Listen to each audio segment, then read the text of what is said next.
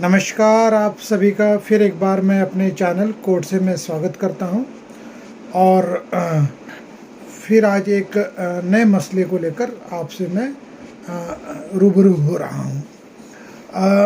आज का जो मसला है ये कलकत्ता हाई कोर्ट से जुड़ा हुआ है, जहां पे एक पॉस्को मैटर के सुनवाई के दौरान कलकत्ता हाई कोर्ट का ये निष्कर्ष रहा कि डीएनए रिपोर्ट ये जो है ये कंक्लूसिव नहीं होता है रेप केसेस में, और उसी हिसाब से डीएनए रिपोर्ट को कंक्लूसिव ना मानते हुए जो अक्यूज्ड है उन्हें डिस्चार्ज नहीं किया गया। ये अपने आप में मसला था।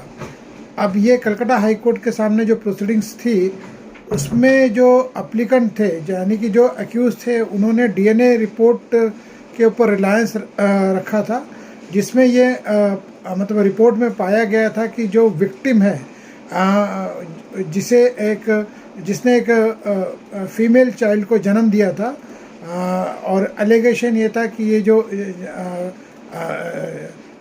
एप्लीकेंट है इन्होंने उनके अगेंस्ट में यानी कि विक्टिम के अगेंस्ट में फिज़िकल अब्यूज़ किया था, और इस लिहाज से पॉस्को की धारा के अंदर उनके खिलाफ एफआईआर दायर हुई थी।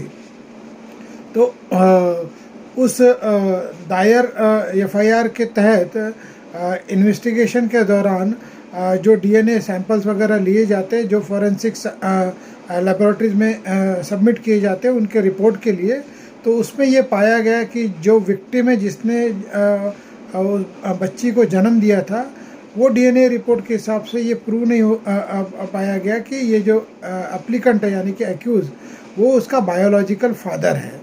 अब उस डीएनए रिपोर्ट को बेसिस बनाते हुए एप्लीकेंट ने डिस्चार्ज एप्लीकेशन वगैरह जो फाइल की थी ट्रायल कोर्ट में, ऑब्वियसली उसे रिजेक्ट किया गया था, और उस लिहाज से उसके बाद में एप्लीकेंट जो है यानी कि जो अक्यूज्ड है वो हाई कोर्ट में पहुंचता है डिस्चार्ज के लिए।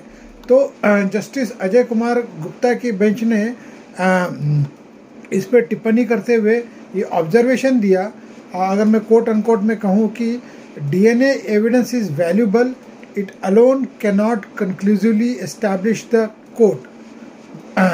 At this initial stage, the accused cannot be discharged only on the basis of scientific report, that is DNA report, because DNA analysis report cannot be said to be conclusive evidence regarding rape, and it can be only used as a corroborative evidence in the trial, and it is not clinching evidence. तो ये court का अपना मानना था। जीरा के दौरान सारी चीज़ों को मद्देनज़र रखते हुए कोर्ट ने एक एड ऑन किया कि ये जो बहस है जिसमें ये कहा गया है कि भाई जो फॉरेंसिक साइंस की रिपोर्ट है वो क्रूशियल है, और उस पर रिलाई करते हुए जिसमें ये रिपोर्ट में कहा गया है कि जो विक्टिम ने चाइल्ड को बच्चे को जन्म दिया है यानी कि फीमेल चाइल्ड को जन्म दिया उसका और एप्लीकेंट का कोई बायोलॉजिकल संबंध नहीं, यानी कि एप्लीकेंट कोई बायोलॉजिकल फादर नहीं है। तो इस जीरा को सुनते हुए कोर्ट ने ऐड किया कि all this facts establish a prima facie case of rape और a penetrative sexual assault as well as threat perception against the present petitioner. ये इसलिए कहा गया है क्योंकि विक्टिम ने बाकायदा अपने स्टेटमेंट में जब एफआईआर दायर हुई थी तो उसने 164 स्टेटमेंट वगैरह में पूरा नैरेट किया था इंसिडेंट्स, तो वो उस लिहाज से कोर्ट ने इस चीज़ को ऐड किया कि all this facts established a prima facie case of rape और penetrative sexual assault as well as threat perception against the present petitioner. It is admitted fact that the DNA report collected from the CFSL shows the present petitioner is not a biological father of a female baby M. Only on such scientific report the accused cannot be discharged from a case where the direct evidence is apparent from the case diary.